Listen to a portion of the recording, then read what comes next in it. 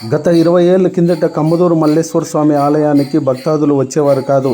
ఒక వ్యక్తికి ఎందుకు భక్తాదులు రావటం లేదని సందేహం కలిగింది. ఎలాగైనా ప్రజలను ఈ ఆలయానికి రప్పించాలని ఒక సేరు బియ్యంతో ప్రసాదం మొదలుపెట్టాడు. ఈ నేటికి 20 సేర్లు బియ్యం వండాల్సిన పరిస్థితి వస్తుంది.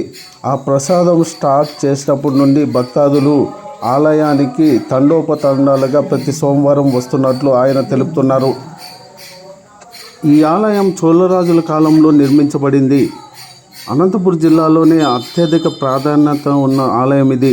ఈ ఆలయాన్ని చూడడానికి మంత్రులు, ఎమ్మెల్యేలు, జడ్జీలు అందరూ వస్తుంటారు. ఈ ప్రసాదం పంచడానికి గల కారణాలు ఏమి? ఫస్ట్ ఏం లేదు, నేను నాయన రోజు గుడి దగ్గరికి వస్తా ఉంటాను. గుడి దగ్గరకు వస్తా అంటే 4 గంటలకే వచ్చి వాళ్ళు ఏదో దేవుని మీద కొన్ని నీళ్ళు వేసి వెళ్ళిపోతూ ఉంటాయి. ఇంత పెద్ద ప్రాచీన దేవాలయానికి ఏంది లేకుండా, జనసమూహమే లేకుండా అయిపోయింది కదా, ఏం చేయాలని ఆలోచన చేసి పెద్దలతో మాట్లాడింది. ఏదో ప్రసాదం కన్నా ఆశ పెడితే ఏమన్నా జనసమూహం ఉత్పత్తి అవుతుందేమో అని ఒక రోజు ఒక అర్ధ షేర్ తీసుకొని వచ్చింది సోమవారం. నాకు వద్దు అర్ధ కేజీ కూడా పోలేదు.